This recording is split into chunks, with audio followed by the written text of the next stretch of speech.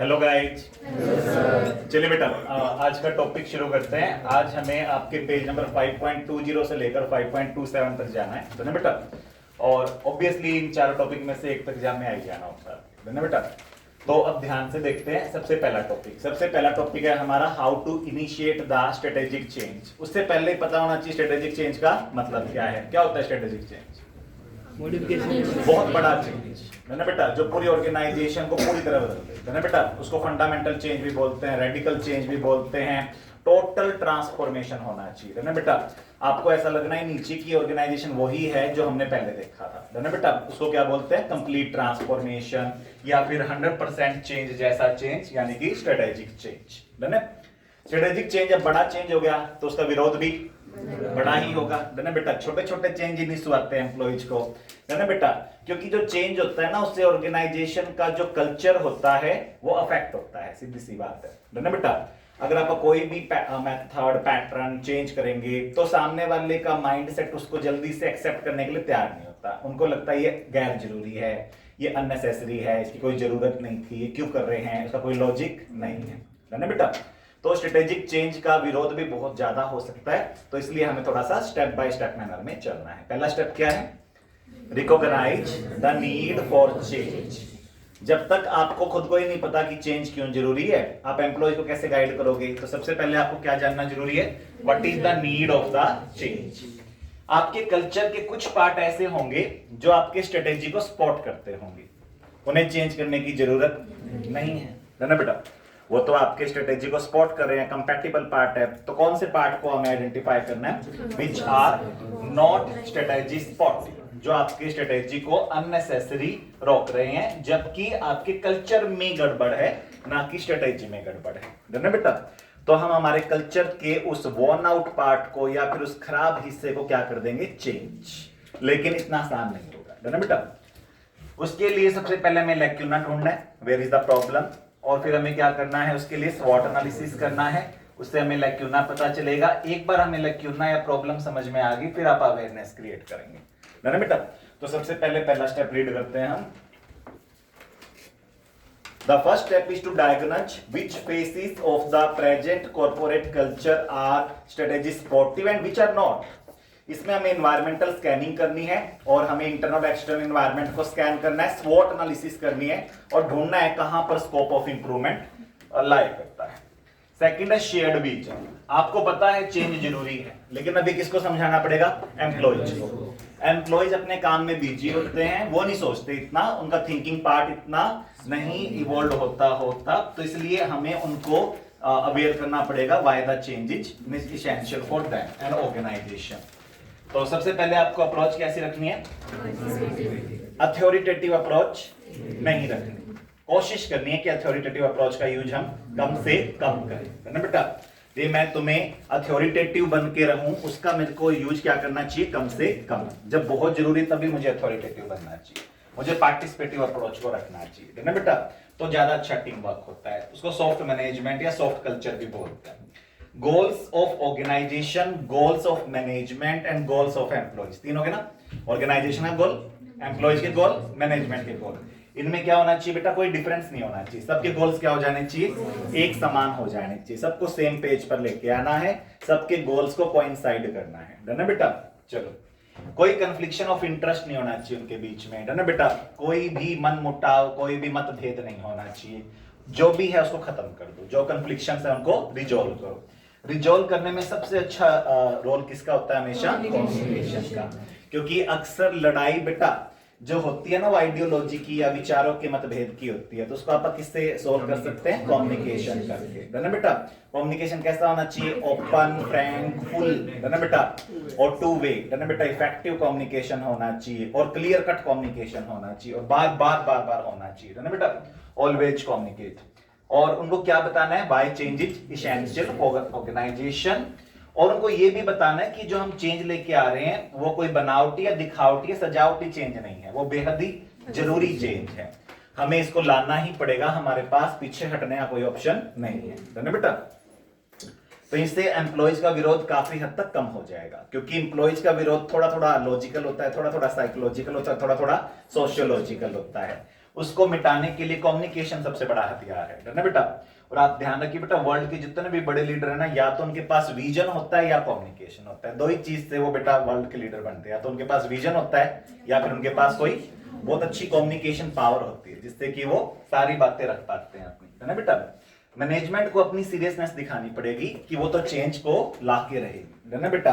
इससे employ serious होंगे। कैसे मैनेजमेंट अपनी सीरियसनेस को शो कर सकती है? By taking visible highly credible action. Management को बड़े स्ट्रिक्ट एक्शन लेने होंगे बेटा, कठोर निर्णय लेने होंगे, है ना बेटा। और जो लोग किसी भी हाल में चेंज को स्वीकार करने के लिए तैयार नहीं है, उनको प्रॉब्लम कल्चर बोलते हैं। कौन सा कल्चर? तो उनको बदलना पड़े या हटाना पड़े तो हटा दो, बदलना पड़े तो बदल दो, नया स्टाफ रखना पड़े तो रख लो, है ना बेटा। लेकिन क्लियर कट आपके इंस्ट्रक्शंस होने चाहिए कि चेंज तो आके रहेगा। लेकिन ये क्लियर कट या स्ट्रिक्टनेस आपको कब बरतनी है? जब पहले आप उनको अवेयर अच्छे से कर चुके, है ना बेटा। उसके बाद भी जो नहीं मान रहा उसका क्या इलाज? तो create a shared vision rather than vision shared. Vision shared की बजाय हमें क्या करना चाहिए? शेयर्ड विजन रखना चाहिए। विजन बना के ऐसे शेयर कर दिया, ये गलत है। सबसे मिलजुल के फिर आपको विजन बनाना चाहिए। Objective of both individual and organisation should coincide and there should be no confliction. ये तभी हो सकता है जब शेयर्ड विजन आप अप्रोच फॉलो करें। सीनियर मैनेजर्स को बेटा लगातार यानी कि कॉन्स्टेंटली एंड कंसिस्टेंटली बेटा कम्युनिकेट करना होगा विजन को, ताकि शेयरिंग रहे और ये ना लगे कि हमारे ऊपर विजन थोपा गया है। They have to convince all those concerned that the change in the organizational culture is not superficial, not cosmetic. You have to take actions which are credible, highly visible or unmistakably indicative of management seriousness to the new strategic initiative and the associated changes. है ना बेटा? तो मैंने सारे keyword लिख दिए आपको। Participative approach रखनी है, गोल्स कंसाइड करने चाहिए बेटा, कोई डिफरेंस नहीं होना चाहिए गोल्स का, ना कोई कन्फ्लिक्शन इंटरेस्ट का। कम्युनिकेशन सबसे बड़ी ताकत है। समझा दो उनको बेटा प्यार से कि चेंज जरूरी है, कोई बनावटी नहीं है। ना माने तो बेटा सीरियस हो जाओ, है ना बेटा। उसके बाद नेक्स्ट क्या है बेटा? आपको उस चेंज को अब इंस्टीट्यूशनलाइज करना है। जब आप उसको अपने अंदर समाहित करेंगे और उसको परमानेंट बनाएंगे तो जोर और ज्यादा आएगा, क्योंकि आदत किस चीज की लगी हुई है? पुराने कल्चर की, पुराने वेज की, है ना बेटा। तो नए कल्चर की आदत लगते हुए टाइम लगेगा, है ना बेटा। तो आपको क्या करना पड़ेगा? आपको रिपीट करना पड़ेगा। रिपीट का मतलब क्या है? लगातार मॉनिटरिंग, लगातार करेक्टिव एक्शन, लगातार फॉलो अप। बहुत ज्यादा पीछे पड़ना पड़ेगा बेटा सामने वाले के, है ना बेटा। आपको वहां पर उनके साथ बहुत स्ट्रिक्ट रहना होगा और आपको बोलना होगा कि old pattern will not be allowed, है ना बेटा। यहां पे सिर्फ और सिर्फ क्या चलेगा? New pattern.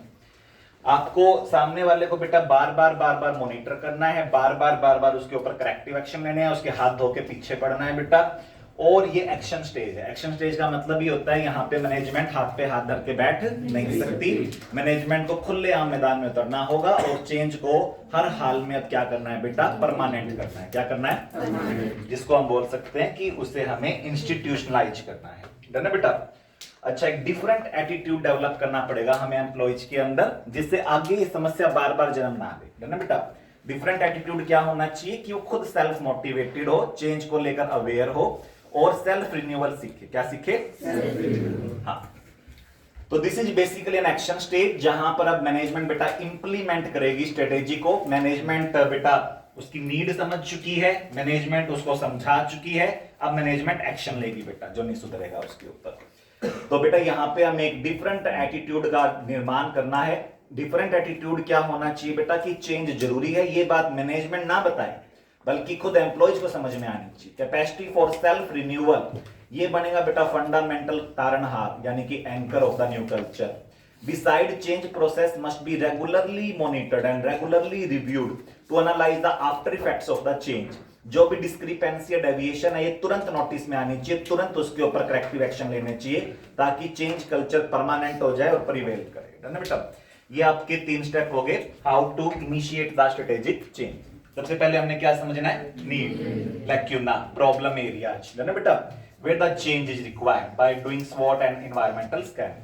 फिर हमें पार्टिसिपेटिव अप्रोच से विजन को बनाने से पहले बेटा सबसे हमें राय मशवरा करना है और सबका गोल्स ऑब्जेक्टिव कोइंसाइड कराना है, कन्फ्लिक्शंस खत्म करने हैं। फिर जब आपने सब कुछ अच्छे से तैयार कर लिया तब आप इस चीज को परमानेंट करना है। उसके लिए आपको रिपीटिशन करना पड़ेगा, बार बार करेक्टिव एक्शन, बार बार फॉलो अप, और एम्प्लॉइज का बेटा एक एटीट्यूड डेवलप करना पड़ेगा जिसमें हम उन्हें ना सिखाएं कि चेंज जरूरी है, वो खुद सीखे कि चेंज जरूरी है ना बेटा। और डेविएशंस को बेटा फटाफट आपको करेक्ट करना पड़ेगा करेक्टिव एक्शन लेकर। उसके बाद नेक्स्ट टॉपिक आपके मॉड्यूल में बेटा Kurt Lewin's model. Kurt Lewin model बेटा कंपैरेटिवली थोड़ा सा आसान पड़ता है उसके, इसमें भी 3 स्टेप है, और वहां के जो पहले और दूसरे स्टेप को मैं मिला दूं ना, recognise the need for change and shared vision, तो मेरा पहला स्टेप तैयार हो जाएगा ना बेटा। इसका नाम है अनफ्रीजिंग द सिचुएशन। इसमें कीवर्ड जो आपके मॉड्यूल में वो सारे मैंने यहाँ पे मेंशन कर दिए हैं बेटा। रोहित गेट बंद करो। इसमें मैंने बेटा सारे के सारे कीवर्ड मेंशन कर दिए हैं। पहला कीवर्ड है बेटा अवेयरनेस क्रिएट करना है। क्या क्रिएट करना है? अवेयरनेस। अवेयरनेस क्रिएट करने के लिए हमें बेटा वही सारे काम करने हैं जो यहाँ पे किए थे, लाइक कम्युनिकेशन बार बार करना कि चेंज इसेंशियल है, कॉन्स्टेंटली एंड कंसिस्टेंटली, और सभी प्रकार के बेटा मतभेद दूर करने होंगे बड़ा चेंज लाने से पहले, है ना बेटा। जैसे अगर आपको कोई भी बड़ा काम करना है ना, तो आपसी मनमुटाव पहले खत्म करने पड़ते हैं, तभी बड़े काम हो पाते हैं, है ना बेटा। आपसी मनमुटाव कब रह सकते हैं? जब नॉर्मल लाइफ चल रही हो, है ना बेटा। जब आपको लग गया कि आपको भारत और पाकिस्तान का युद्ध लड़ना है, तो अब फिर आपस में एकजुट होना पड़ेगा। क्या होना पड़ेगा? एकजुट होना पड़ेगा। तो आपको सबसे पहले तो बेटा चेंज जरूरी है, इसकी अवेयरनेस क्रिएट करनी है, और ध्यान रखना है बेटा चेंज को एकदम से नहीं लाना। कैसे नहीं लाना? है ना, राय मशवरा करके लाना है। ऐसा नहीं होना चाहिए कि आपने शेयरिंग नहीं की और सीधा विजन बनाया, और विजन बना के उसको धक्के से इंप्लीमेंट कर दिया, यानी कि शेयर्ड विजन की बजाय विजन शेयर्ड कर दिया। वो डिस्ट्रक्टिव होगा बेटा, और वो सामने वाले का मोरल डाउन कर देगा। उसको लगेगा कि भाई तेरी तो कोई जल्दी तो है नहीं, पहुंच तो है नहीं तेरी, है ना बेटा। तेरे को तो आके बेटा जैसे कहे वैसे वैसे करना है, तो तू अपना सोचना ही बंद कर दे। इससे एम्प्लॉइज का बेटा माइंड खराब हो जाता है। तो आपको क्या करना है? चेंज को सडन लाना है या अनअनाउंस्ड लाना है? ना सडन ना अनअनाउंस्ड, है ना बेटा। वेल अनाउंस्ड और स्टेजेस में लेके आना है, और ऑफर करनी है उनको ट्रेनिंग एंड स्पोर्ट एक्सेट्रा। तो आपको ध्यान रखना है बेटा, अनफ्रीजिंग का मतलब क्या होता है कि पुराने कल्चर को खत्म करना। क्या खत्म करना? पुराना कल्चर पूरी तरह खत्म करना पड़ेगा बेटा, तभी नया कल्चर क्या हो पाएगा? परमानेंट हो पाएगा। लेकिन एक बार हम पहले पुराने कल्चर को हटाने की कोशिश करते हैं, है ना बेटा। इसके लिए हम पुराने कल्चर को ब्रेक डाउन करेंगे, तो धीरे धीरे ये सब होगा, और उसका स्टेट ऑफ माइंड हमें क्लीन करना पड़ेगा। उसके लिए हमें कम्युनिकेशन करना पड़ेगा। कम्युनिकेशन करने के तरीके क्या है? एम्प्लॉइज के साथ मीटिंग्स कर लो, कस्टमर्स के साथ मीटिंग कर लो, सप्लायर्स के साथ मीटिंग कर लो, उनके साथ डिस्कशंस कर लो, अनाउंसमेंट करो, कॉन्फ्रेंस करो, है ना बेटा। और जम के उनके साथ बेटा बातचीत करने से उनके पॉइंट ऑफ व्यू के अंदर जो आपको कमियां दिख रही है उनको दूर कर दो। उनका जो डर है मन में कि ऐसा हो जाएगा, ऐसा हो जाएगा, ऐसा हो जाएगा, सारे डर दूर कर दो, क्योंकि आपके पास तो पूरा प्लान है ना बेटा। डर तो सामने वाले के मन में है ना, आप तो पूरा प्लान बनाए बैठे हो, आपके पास तो हर सवाल का हाँ, सामने वाले के सवाल उसके मन में ही है, तब तक डर रहेगा। उसके सवाल उसको पूछने दो खुल के, है ना बेटा, तो उसके मन का डर निकल जाएगा। तो सबसे पहला काम है बेटा अनफ्रीजिंग द सिचुएशन। इसमें हमें इंडिविजुअल्स को सिंपली अवेयर करना है that the change is necessary, और उनको मेंटली प्रिपेयर करना है। उनको खुशी खुशी बेटा सूली पे चढ़ाना है बेटा। Lewin proposes that the change should not come as a surprise, है ना बेटा। तो कर्ट लेविन का कहना है चेंज को एकदम से नहीं लेके आना, है ना बेटा। सडन और अनअनाउंस्ड चेंज काफी नुकसानदायक होते हैं और मोरल लूजिंग होते हैं।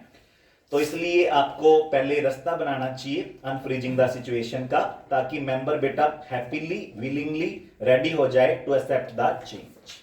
उसके बाद अनफ्रीजिंग की डेफिनेशन इन्होंने दी है। Unfreezing means process of breaking down old attitude, old behaviour, old custom, old tradition, so that we can start with the pure state of mind, clean state of mind। और उसके लिए हमें communication करना होगा in form of announcement, meetings and discussions, promote करने होंगे new ideas throughout the organisation. फिर उसके बाद बेटा एससी कैलमैन के 3 स्टेप्स आएंगे बेटा। एससी कैलमैन के 3 स्टेप्स क्या है बेटा, कि जब आप चेंज लेके आ रहे हो अनफ्रीजिंग करने के बाद, इक्विलिब्रियम तोड़ने के बाद, तो फिर आपको चेंज लाने के 3 तरीके हैं। पहला है बेटा स्ट्रिक्टली, दूसरा है सॉफ्टली, और तीसरा है बेटा सेल्फ मोटिवेशन, है ना बेटा। एक का नाम इसने लिख दिया बेटा स्ट्रिक्टनेस वाले का कंप्लायंस, डंडे की चोट पर। दूसरा बेटा साइकोलॉजिकली इंप्रेस करके लाना है उसको, आइडेंटिफिकेशन। और सामने वाले को सेल्फ मोटिवेटेड बनाना है, उसको बोलते हैं इंटरनलाइजेशन, है ना बेटा। तो सबसे पहला डिस्कस करते हैं कंप्लायंस का मतलब क्या है बेटा। चेंज तो आके रहेगा, जिसको मानना है तो ठीक, नहीं मानना तो और भी ज्यादा ठीक, उसको हम बताएंगे पकड़ के, है ना बेटा, जो चेंज नहीं मानेगा, है ना बेटा। तो यहाँ पे आपने क्या किया बेटा, खुल्लम खुल्ला अनाउंसमेंट कर दी कि चेंज तो आएगा, जिसको रहना रहो वरना भाग जाओ यहाँ से, है ना बेटा। और यहाँ पे बेटा आपने स्ट्रिक्टनेस रखी, क्या रखी, स्ट्रिक्टनेस। तो मॉड्यूल में लिखा हुआ है कि कंप्लायंस का मतलब है स्ट्रिक्ट इन्फोर्समेंट। कौन सा इन्फोर्समेंट? उसके लिए आपको रिवार्ड्स भी देने पड़ सकते हैं, पनिशमेंट भी देनी पड़ सकती है, और पनिशमेंट एक्चुअल भी हो सकती है और उसका डर भी दिखाया जा सकता है ना बेटा। तो डर दिखाने से भी काम हो सकता है, तो फिर एक्चुअल पनिशमेंट की जरूरत क्या है। और डर दिखाने से काम नहीं चल रहा तो फिर एक्चुअल पनिश, जैसे जब भी पेरेंट्स बेटा बच्चे को मारते हैं तो पहले 1000 बार बोल चुके होते हैं मारू मारू, ना बेटा, मारते नहीं है। फिर जब उनका सबर का बांध कभी ना कभी एक मोमेंट में टूट जाता है तब वो एक चक्कर लगाते हैं, ना बेटा। तो आपको ध्यान रखना है बेटा कि फियर ऑफ पनिशमेंट भी उतना ही शक्तिशाली है जितना एक्चुअल पनिशमेंट है ना बेटा। 2.2 देखो बेटा, आइडेंटिफिकेशन। इसमें हम क्या करते हैं, इसमें हम स्ट्रिक्ट नहीं होते, इसमें हम सॉफ्ट रहते हैं और हम उसको साइकोलॉजिकली समझाने की कोशिश करते हैं कि चेंज जरूरी है ना, आज नहीं तो कल लाना तो पड़ेगा ही, और सबसे पीछे लाएंगे तो सबसे पीछे हो जाएंगे, है ना बेटा। तो इसलिए हम उनको साइकोलॉजिकली इंप्रेस करते हैं, और यहाँ पे हम ट्राई करते हैं किसी रोल मॉडल को बुलाने की या उसको एसोसिएट करवाने की, ताकि उस रोल मॉडल को फॉलो करना चाहते हैं, उस जैसा वो बनना चाहते हैं, उसका बिहेवियर कॉपी करना चाहते हैं, इस चक्कर में वो चेंज को अडॉप्ट कर लेंगे, है ना बेटा। तो इसको मैं मॉड्यूल से पढ़ देता हूँ आइडेंटिफिकेशन को। Identification occurs when the members are psychologically impressed. Soft approach है बिल्कुल, जिसमें हम उसको किसी गिवन रोल मॉडल के साथ एसोसिएट करने की कोशिश करते हैं, which behaviour they would like to adopt and try to become like them, जिसकी तरह वो बनना चाहते हैं, है ना बेटा। अब जैसे गवर्नमेंट ऑफ इंडिया को जब कोई बड़ा सोशल चेंज लेके आना होता है या कोई बहुत बड़ा मेंटलिटी में चेंज लेके आना होता है आम जनता की, तो गवर्नमेंट क्या करती है बेटा, बड़ी बड़ी सेलिब्रिटी को उतारती है अपने एडवर्टीजमेंट में। गवर्नमेंट को बहुत महंगा पड़ता है वो एडवर्टीजमेंट, लेकिन उसको पता है रोल मॉडल से एसोसिएट करके आप सामने वाले को जल्दी चेंज कर सकते हैं और परमानेंट चेंज कर सकते हैं, है ना बेटा। तो वो डंडे की चोट से ज्यादा अच्छा है ना बेटा। तो हार्ड अप्रोच से बेटर क्या हो सकता है, सॉफ्ट अप्रोच। उसके बाद कैलमैन ने कहा कि इंटरनलाइजेशन भी अच्छा है ना बेटा। इंटरनलाइजेशन में आपको क्या करना है, सामने वाले की थॉट प्रोसेस के अंदर इंटरनल बदलाव लेके आने हैं, है ना बेटा। It means internal changes in the thought process of the individual, जिससे कि वो मान ले कि चेंज जरूरी है ना बेटा। और हमें उसको बेटा फ्रीडम देनी पड़ेगी, जिससे कि वो लर्न करे, ग्रैस्प करे, टाइम देना पड़ेगा, जिससे वो नई चीजों के लिए यूज्ड टू हो जाए, है ना बेटा। क्योंकि कोई भी चेंज आप बहुत जल्दी लाएंगे ना, तो वो उसकी थॉट में प्रोसेस के अंदर बेटा एक नेगेटिव इमेज ले जाएगा। अगर जल्दी लाएंगे तो धीरे धीरे लेके आएंगे, ग्रेजुअली लेके आएंगे, तो वो थॉट में पॉजिटिव यादों की तरह रहेगा। तो हमें उसको टाइम देना है, फ्रीडम देनी है, ताकि वो चीजों को समझ पाए। तो इंटरनलाइजेशन का मतलब है बेटा internal change of individuals thought process, ताकि वो एडजस्ट कर पाए। उसको हमें फ्रीडम देना है लर्न करने का, अडॉप्ट करने का, ताकि न्यू सेट ऑफ सर्कमस्टांसेस में वो इजीली ढल जाए, है ना बेटा, विदाउट एनी स्ट्रेस और प्रेशर, है ना बेटा। लास्ट है रीफ्रीजिंग। रीफ्रीजिंग में आपको क्या करना है, अब आपको ओल्ड बिहेवियर जो धीरे धीरे खत्म करना आपने शुरू किया था, तोड़ना शुरू किया था, उसको 0 पे ले आना बिल्कुल, और ओल्ड बिहेवियर को 100% रिप्लेस करवा देना है। कितना रिप्लेस करा देना है ना बेटा। क्योंकि जब तक ओल्ड कल्चर रहेगा तब तक नया कल्चर डेवलप नहीं हो पाएगा, ये ध्यान रखना बेटा, है ना बेटा। चाहे कोई भी चीज हो बेटा, अगर जब तक पुराना कल्चर रहेगा तब तक नया कल्चर कभी भी ढंग से डेवलप नहीं हो पाएगा, है ना बेटा। ये बहुत ही गहरी बात है बेटा कि पुराना कल्चर खत्म करे बिना अपन नया कल्चर ला नहीं सकते, है ना बेटा। तो पुराने कल्चर को खत्म करके ही फिर नया कल्चर आता है हमेशा, है ना बेटा, तभी वो ढंग से एडजस्ट हो पाता है। अब न्यू नॉर्मल ऑफ लाइफ बनाना है बेटा हमें, न्यू कल्चर को, new part of the culture को रिप्लेस करना है ओल्ड कल्चर को कंप्लीटली, थोरोली, कुछ भी उसका हिस्सा बाकी रहना नहीं चाहिए। जो भी स्ट्रेटेजी के रास्ते में क्या बन रहा था, बाधा बन रहा था, ऐसा जो खराब पार्ट था ना बेटा कल्चर का, उसको पूरी तरह क्या करना है हमें, रिप्लेस। अच्छा पार्ट था उसको आप रिप्लेस कर ही नहीं रहे, ना बेटा, क्लियर। अब जैसे गवर्नमेंट ने सती प्रथा बंद की, तो क्या किया, उसको कुछ कुछ एरिया से बंद किया 100%, उसको वैनिश करो जो खराब चीज है ना बेटा। कॉन्टिन्यूअस रेनफोर्समेंट, और आपको नए कल्चर को क्या करना है बेटा, बार बार रेनफोर्स कराना है, यानी कि कॉन्टिन्यूअसली उसको इंप्लीमेंट करवाना है।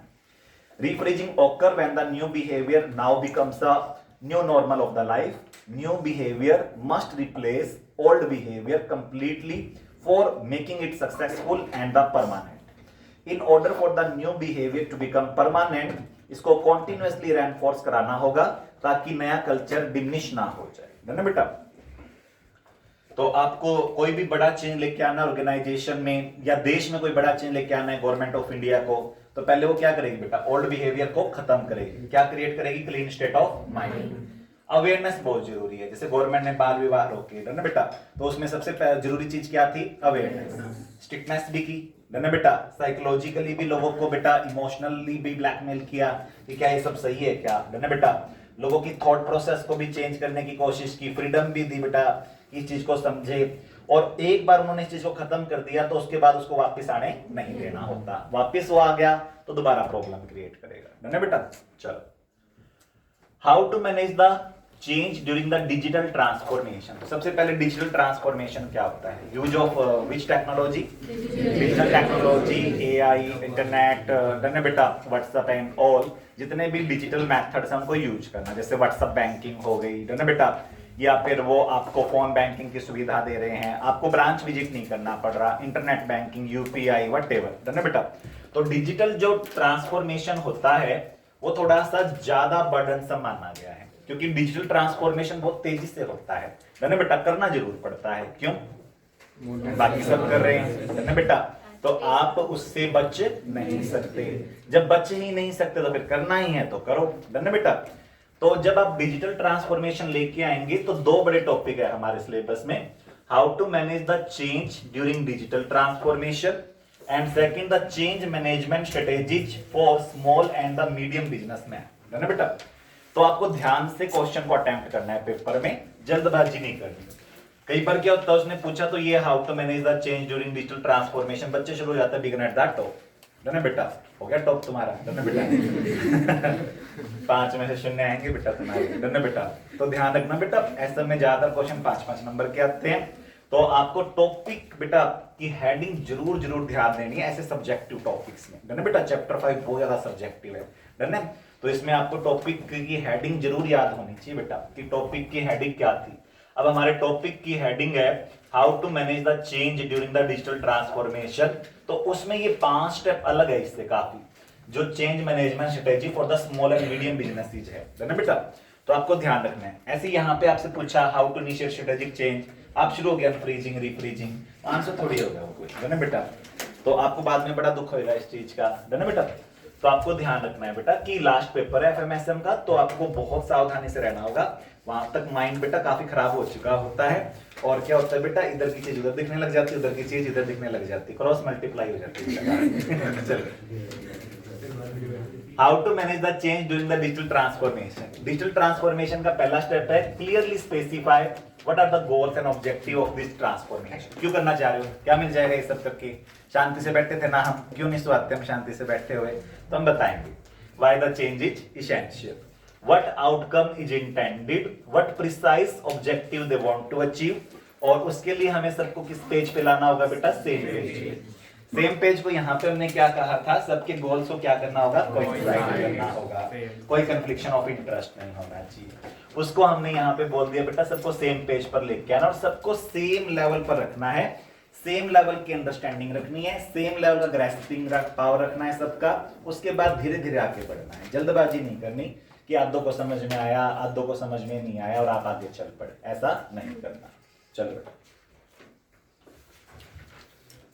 तो मेरी बुक में पेज नंबर 5.26 है, आपकी बुक में भी 5.26 है। चलो, हम टीचर्स की पुरानी बुक्स होती है बेटा। चलो देखो, number 1 specify digital transformation AIIMS and objective. इससे ऊपर देखो एक लाइन लिखी हुई है, एनी ऑर्गेनाइजेशन में find the work of digital transformation challenging, complex and overwhelming. Overwhelming का मतलब होता है खत्म ही नहीं हो रहा ये काम, कितना चेंज होएगा, है ना बेटा। तो बहुत ज्यादा प्रॉब्लम होती है वो ऑर्गेनाइजेशंस को।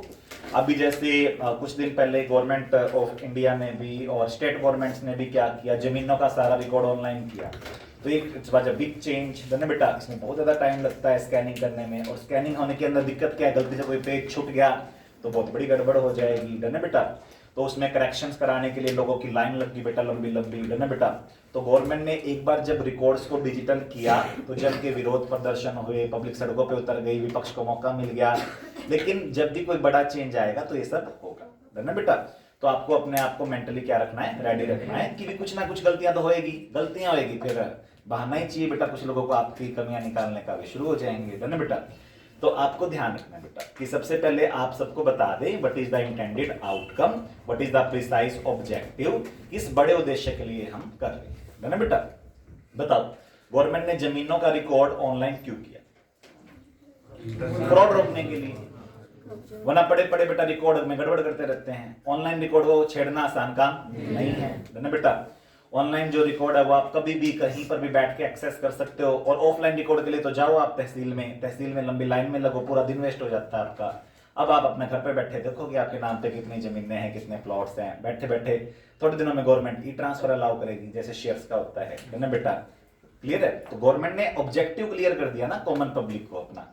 तो उससे पब्लिक को अगर परेशानी भी आएगी ना, फिर पब्लिक उस खून के घूंट को पी लेगी कि बोले ठीक है आगे अच्छा होगा, अच्छे दिन आएंगे, अभी तो नहीं लेकिन आएंगे, ना बेटा। तो आपको ध्यान रखना है बेटा, सबसे पहले आपको उनको अपना ऑब्जेक्टिव बता देना है ताकि विरोध कम हो जाए, है ना बेटा।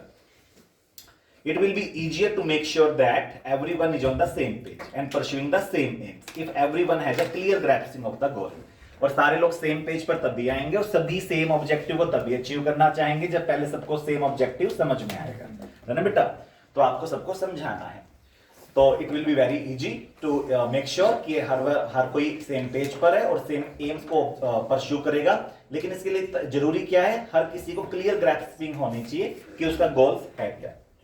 ऑलवेज एंड ऑलवेज कम्युनिकेट, है ना बेटा।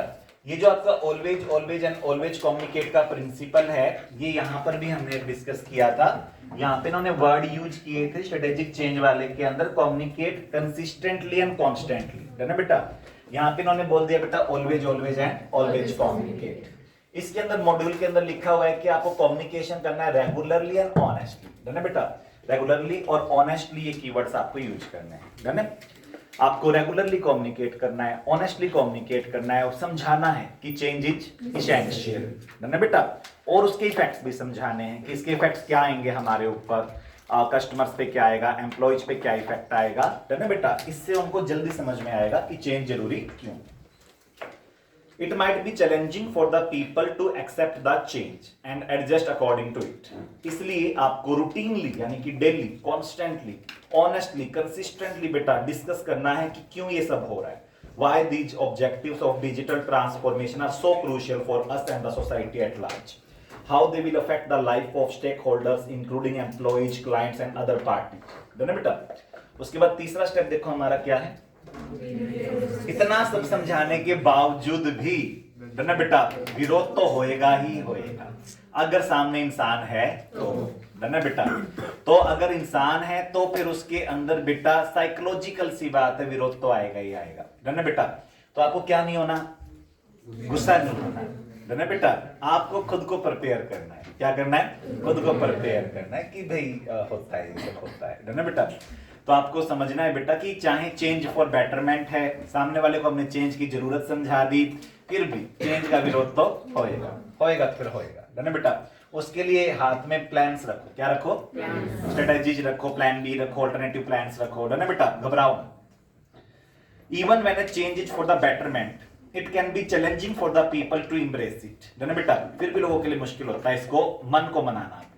Have a strategy in place for dealing with such resistance that may arise. और आपके पास एक स्ट्रेटेजी होनी चाहिए, प्लान्स होने चाहिए, ऑल्टरनेटिव प्लान्स होने चाहिए। कल को हमने जैसा सोचा वैसा नहीं हुआ तो, है ना बेटा, और विरोध ज्यादा बढ़ गया तो। चेंज को धीरे धीरे लेके आना है, स्टेजेस में लेके आना है। ग्रेजुअल चेंज से ओवरवेलमिंग चेंज नहीं आएगा और परेशान नहीं होंगे इंडिविजुअल्स, है ना बेटा। कभी भी आपको अपने ऑर्गेनाइजेशन के एम्प्लॉयज को ओवरवेलम नहीं करना चाहिए। ओवरवेलम का मतलब क्या होता है? ओवरबर्डन नहीं करना चाहिए, है ना बेटा। स्ट्रेस में नहीं लाना चाहिए उनको। Change should ideally be implemented gradually rather than all at a once, है ना बेटा। In order to avoid overwhelming the individual with the too much change, with the too fast pace at once, this will give people time to become used to for the new way of doing things. तो हमें time देना चाहिए, क्या देना चाहिए, time देना चाहिए, ना कि उनको ओवरवेलम करना चाहिए। चलो लास्ट स्टेप है बेटा डिजिटल ट्रांसफॉर्मेशन के मैनेजमेंट का ट्रेनिंग एंड सपोर्ट। जब भी कोई नया चेंज आता है तो साइकोलॉजिकल फियर बहुत होते हैं और कई लॉजिकल फियर्स भी होते हैं, तो इसके लिए एम्प्लॉइज को हमारे साथ की जरूरत होती है। तो हम उसको क्या देंगे बेटा, गाइडेंस देंगे, है ना बेटा। और गाइडेंस की सारी वैल्यू होती है बेटा, क्लियर। तो आपको ध्यान रखना है बेटा, टॉप लेवल मैनेजमेंट का काम ही क्या होता है, गाइडेंस का होता है ना बेटा, डायरेक्शन देना होता है। तो आपको बेटा जहां पर भी उनकी कोई क्वेरी हो उसको क्या करना है, रिजॉल्व करना है ना बेटा। उनको कोई भी चीज समझ में नहीं आ रही, प्यार से समझाना है, क्योंकि नया चेंज है ना बेटा। एम्प्लॉय को भी एक बार सरप्राइज हो, इतना प्यार से कैसे बोल रहा है ना बेटा, क्योंकि बड़ा चेंज है, तो इसलिए हमें सामने वाले के साथ थोड़ा सा पोलाइट रहना है ना बेटा, वैसे भी पोलाइट रहना चाहिए। Workers will need guidance in the new procedures, in the new methods, in the software application, etc. Last में लिखा हुआ है इतना मासिव प्रोजेक्ट तुमने जब लॉन्च कर रखा है तो तुम्हें डिजिटल ट्रांसफॉर्मेशन के इस मासिव प्रोजेक्ट के लिए मेटिकुलस प्लानिंग करनी चाहिए। कैसी प्लानिंग, मेटिकुलस प्लानिंग का मतलब होता है बिल्कुल बारीकी से अध्ययन करके बिल्कुल स्टेप बाय स्टेप प्लानिंग होनी चाहिए। तुम्हारे पास हर सवाल का जवाब होना चाहिए तुम्हारे पास। चलो ये टॉपिक हम वाइंड अप करते हैं। How to manage the change during the digital transformation, specify clearly the goals and objectives so that everyone comes on the same page.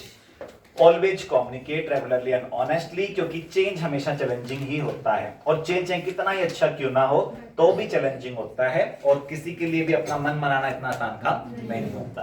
तो इसलिए आपको अपनी स्ट्रेटेजी रखनी चाहिए, और सबसे अच्छी स्ट्रेटेजी होती है कम्युनिकेशन की, है ना बेटा। और थोड़ा बहुत एडजस्टमेंट आपको भी करना पड़ सकता है अपनी स्ट्रेटेजी के अंदर। चेंज को बेटा धीरे धीरे लेके आना है, ऑल एट वंस नहीं लेके आना, और ओवरवेलम नहीं करना इंडिविजुअल को, बल्कि उनको अच्छा खासा टाइम देना है, और उसके साथ उनको क्या देने, ट्रेनिंग और सपोर्ट। चलो उसके बाद नेक्स्ट टॉपिक मैंने यहाँ पर ज्यादा लिखा नहीं है ना बेटा, बस उसकी हेडिंग से लिखी है, change management strategy for the small and medium business organization. जो छोटे और मध्यम बिजनेसमैन है बेटा, उनको दिक्कत ज्यादा आती है चेंज मैनेजमेंट के अंदर, तो उनके लिए हमने कुछ एडिशनल स्टेप्स लिखे हैं इन 5 स्टेप्स के अलावा, है ना बेटा। तो उनके लिए मेन स्टेप क्या है बेटा, बिगिन एट द टॉप। इन ऑर्गेनाइजेशन को बेटा शुरुआत टॉप से करनी पड़ेगी, है ना बेटा। यानी कि मैनेजमेंट को एक ऐसा माहौल क्रिएट करना पड़ेगा ऑर्गेनाइजेशन में, जिससे कि डिजिटल टेक्नोलॉजीज के प्रति लोगों के माइंड में, या एम्प्लॉइज के माइंड में, या कस्टमर के माइंड में जो नेगेटिव पॉइंट्स है वो क्या हो जाए, दूर हो जाए, है ना बेटा। आपको सबसे पहले खुद वो चेंज अडॉप्ट करना है, सबको बाय एग्जांपल सेट करके दिखाना है कि ये कोई मुश्किल काम नहीं है, इट्स वेरी इजी टास्क, है ना बेटा। जस्ट हम साइकोलॉजिकली डर रहे हैं, जस्ट हम साइकोलॉजिकली डर रहे हैं, और ऐसा कुछ है ना बेटा, ये कोई इतनी बड़ी तोप नहीं है ना बेटा, ये कोई इतना बड़ा चेंज नहीं है जितना हम उससे डर रहे हैं, ना बेटा। तो बिगिन एट द टॉप का मतलब इन्होंने लिखा हुआ है फोकस्ड लीडरशिप होनी चाहिए आपकी, जो बेटा क्लियर कट गाइडेंस दे, इन्वेस्टेड लीडरशिप जो बहुत ज्यादा टाइम लगाती है बेटा अपने काम के अंदर, और यूनाइटेड लीडरशिप जो पूरे ऑर्गेनाइजेशन को बेटा जोड़ के रखे, बेटा सेम पेज पे रखे। ऐसी लीडरशिप बहुत जरूरी है, तभी बड़े बड़े चेंज ऑर्गेनाइजेशन अडेप्ट कर पाएगी, रिएक्ट कर पाएगी उनको लेकर। कल्चर ऐसा होना चाहिए आपकी ऑर्गेनाइजेशन के अंदर कि मैनेजमेंट के एक शब्द बोलते ही पूरा ऑर्गेनाइजेशन पूरा ऐसे सुना दे, है ना बेटा। यानी कि पूरा रेस्ट ऑफ द ऑर्गेनाइजेशन उस चेंज को पहले से ही समझ जाए, है ना बेटा। उसके बाद सेकंड स्टेप है ensure that change is both necessary and desired. देखो बेटा, change is both required and desired, यानी कि नेसेसरी एंड डिजायर्ड। इसका मतलब क्या होता है, कई बार मैनेजमेंट चेंज ला रही है, बट मैनेजमेंट को खुद को ही नहीं पता कि चेंज की आवश्यकता क्या है, उसको खुद को ही बेचारे को ही नहीं पता कि इस सब के पीछे ऑब्जेक्टिव्स क्या है। वो सोच रही है सारे ला रहे हैं इसलिए हमें लाना पड़ रहा है। इस टाइप की अप्रोच अच्छी नहीं है। आपको समझाना चाहिए अपने एम्प्लॉयज को भी, खुद को भी पहले, कि why the change is essential, है ना बेटा। जब तक आपको ये नहीं पता what is the need of the change, what is the lacuna, what kind of problem people are facing, है ना बेटा, तब तक आप लोग चेंज नहीं ला पाओगे। अब जैसे बैंक है, बैंक्स को डिजिटल ट्रांसफॉर्मेशन करना है, तो बैंक्स के पास अच्छे रीजन क्या होने चाहिए, बैंक्स के पास सीनियर सिटीजन्स आते हैं। कौन आते हैं, कोई पेंशन लेने आता है, कोई एफडी कराने आता है ना बेटा। और आप देखते हैं ना साथ में बैंक के, कितना मुश्किल होता है उनके लिए सीढ़ियां चढ़ना एंड और उनके साथ कोई ना कोई होता है तो भी उसके लिए बड़ा मुश्किल होता है, कहीं गिर जाए और सब आते हैं, है ना बेटा। तो मार्केट प्लेस में इतने भीड़ भाड़ के इलाके में उनको लाना घसीट के, वो भी 3000 रुपए की पेंशन के लिए, है ना बेटा। इससे ज्यादा अत्याचार और क्या होगा, है ना बेटा। तो इसलिए आपको क्या करना चाहिए बेटा, सिस्टम बनाना चाहिए। क्या करना चाहिए, सिस्टम बनाना चाहिए। तो सबसे पहली बात तो आपको पता होना चाहिए, डिसीजन मेकर्स को पता होना चाहिए व्हाई द चेंज इज जरूरी, एंड तभी वो सबको समझा पाएंगे। अगर आपको कुछ नहीं पता कि चेंज क्यों जरूरी है, कैसे लेके आना है उसको, कोई भी अवेयरनेस नहीं है आपको, how to handle the change, how to handle the digital transformation, तो आप क्या करोगे? आप एकदम से थोप दोगे सारा चेंज। क्या करोगे? एकदम से थोप दोगे मतलब क्या करोगे? आप शेयरिंग करोगे, फिर विजन बनाओगे, या बना बनोगे सीधा थोप दिया, तो फिर वो क्या होगा? वो एकदम से आप चेंज लेके आओगे, इससे ओवरवेल्म इंडिविजुअल वाला काम हो जाएगा ना बेटा, पूरी ऑर्गेनाइजेशन बेटा प्रॉब्लम में आ जाएगी। अगर आपके पास कोई ढंग की स्ट्रेटेजी नहीं होगी तो फिर आप टू मच और टू फास्ट लेके आओगे चेंज को, और ये टू मच और टू फास्ट जो चेंज लेके आओगे ना, ये बड़ा इश्यू बन जाएगा आपके लिए बेटा। इससे ऑर्गेनाइजेशन में जम के लड़ाई झगड़े होंगे बेटा, क्लियर? और आप बेटा अपनी ऑर्गेनाइजेशन के विनाश का कारण खुद बनोगे ना बेटा। अब देखो, दो बड़े स्टेप हो गए हमारे बिगिन एट द टॉप के अंदर। आपने क्या किया बेटा कि आपकी लीडरशिप कैसी होनी चाहिए? फोकस्ड, यूनिफाइड, और जो इन्वेस्टमेंट करे बेटा, टाइम लगाए नई चीजों को सीखने में और सिखाने में ना बेटा, उसी से ऑर्गेनाइजेशन बेटा ऑब्जेक्टिव्स को समझ पाएगी। दूसरा, आपको अपने मन को भी समझाना होगा, फिर अपने एम्प्लॉयज को भी समझाना होगा कि चेंज जरूरी है और हम खुद भी इसको लाना चाहते थे ना बेटा। उसके लिए मैनेजमेंट को क्या होना होगा? अवेयर। अब मोस्ट ऑफ द केसेज में कब प्रॉब्लम आती है? When management is unaware how to handle the change and how to handle the after effects ना बेटा। इसलिए वो क्या करती है? टू मच चेंज ले आती है और टू फास्ट ले आती है। इससे क्या होता है? ऑर्गेनाइजेशन में इश्यू जराइज हो जाते हैं। चलो, तो ऐसा नहीं करना आपको। थर्ड है रिड्यूस डिसरप्शन। रिड्यूस डिसरप्शन का मतलब होता है एम्प्लॉइज का जब विरोध होगा ना, तो उसको क्या करना है? बढ़ने देना है या रोकना है? उसमें पहला है word out early. Word out early का मतलब क्या है बेटा कि जो भी बात है, जो भी समस्या है, जो भी उसका सोल्यूशन है, उसको दबा के रखना, जल्दी जल्दी करो। हाँ, जो भी प्रॉब्लम है उसको बोलने दो, सोल्यूशन भी दे दो ना बेटा। वर्ड आउट अर्ली, जिससे कि मुद्दा बने ना, मुद्दा बने ही ना बेटा, मुद्दा बनने ही मत दो। उनको दे दो नॉलेज एंड टूल्स। क्या दे दो? है ना बेटा, उनको नॉलेज दे दो, टूल्स दे दो, ट्रेनिंग दे दो, है ना बेटा। जो उनको चाहिए ना इक्विपमेंट, वो उनको प्रोवाइड करो, है ना बेटा। थर्ड, उनको अच्छा माहौल दो। कैसा माहौल दो? फ्रेंडली इन्वायरमेंट, जिससे कि वो इजीली चेंज को ग्रैप्स कर पाए, समझ पाए, इंप्लीमेंट कर पाए और अपने आप को एडजस्ट कर पाए। तो पहला हो गया word out early. Second, offer them knowledge and tools and offer them a better environment where the change is easy to adapt। उसके बाद बेटा चेंज एजेंट्स को आगे कर दो। किसको आगे कर दो? चेंज एजेंट्स वे लोग होते हैं जो चेंज क्यों जरूरी है ये बहुत अच्छे से समझा सकते हैं, और हमेशा एम्प्लॉय को एम्प्लॉय की बात जल्दी समझ में आती है बेटा, है ना बेटा। जैसे बच्चे को बच्चे की बात जल्दी समझ में आती है, टीचर तो ऐसे ही बोलते रहते हैं, है ना बेटा। ऐसे ध्यान रखना बेटा, चेंज एजेंट्स को आगे कर दो। किसको आगे कर दो? चेंज एजेंट्स को आगे कर दो।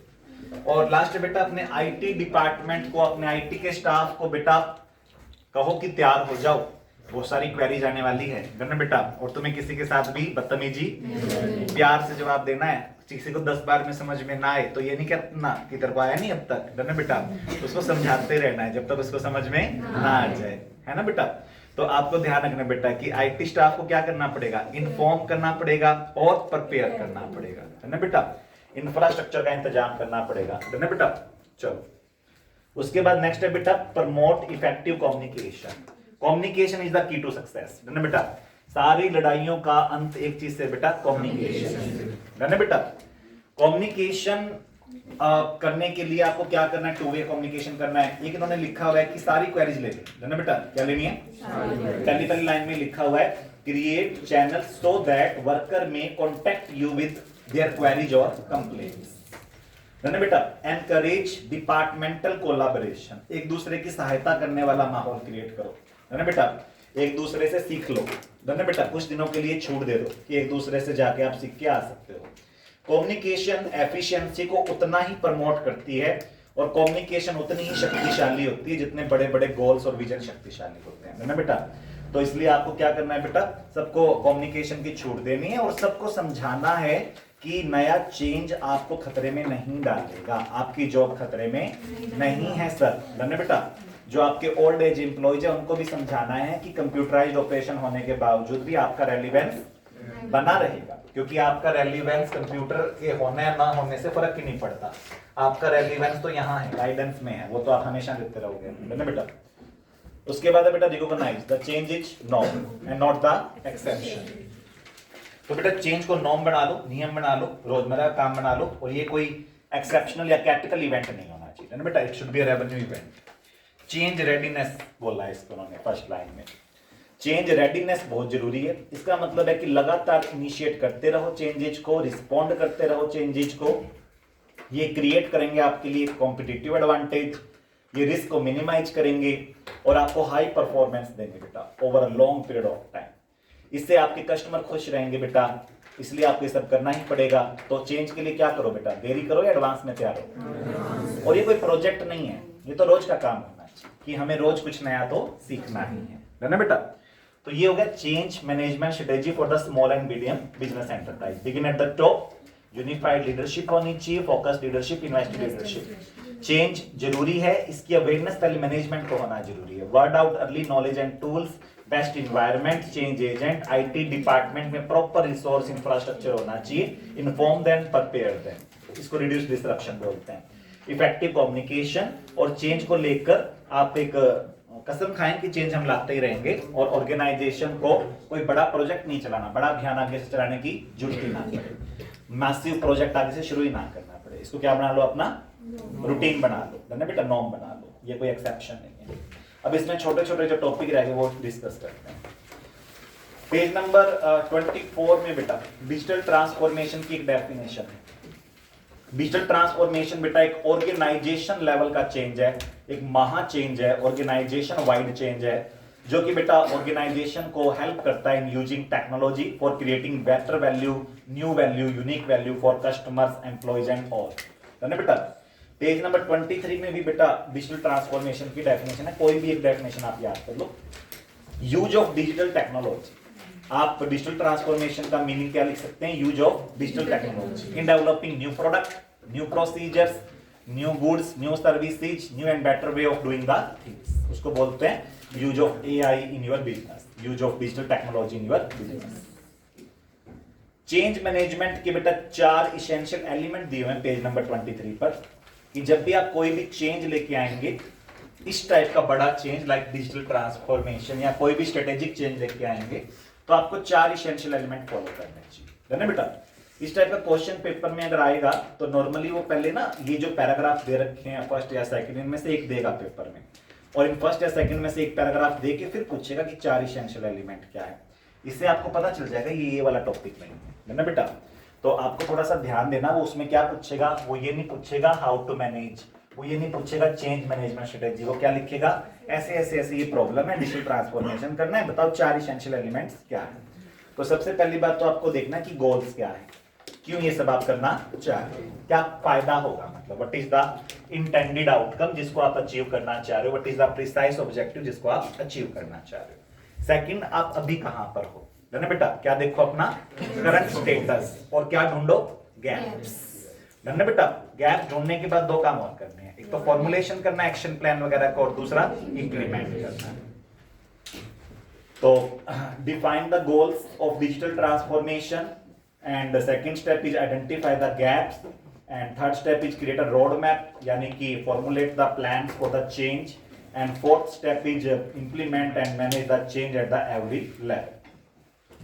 उसके बाद how does the change management work, इसमें change management की definition given है। change management बेटा वो set of tools और वो best practices है जिससे कि हम change ला सकते हैं with the least resistance and with the least disruption in the organization। Next paragraph की लाइन, चेंज मैनेजमेंट मॉडल और मेथड बेटा बहुत सारे टाइप के होते हैं, लेकिन उनमें कुछ चीजें कॉमन है।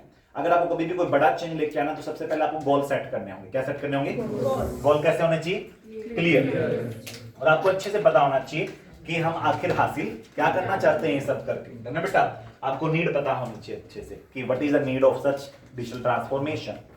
सेकंड, आपको सभी स्टेक होल्डर्स को इन्वॉल्व करना है। किसको इन्वॉल्व करना है, कैसी अप्रोच, शेयर्ड विजन, है ना बेटा।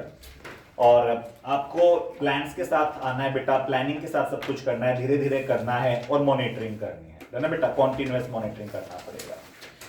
तो ये आपका बेटा टॉपिक थे, इतना काम आपको करना है। Thank you.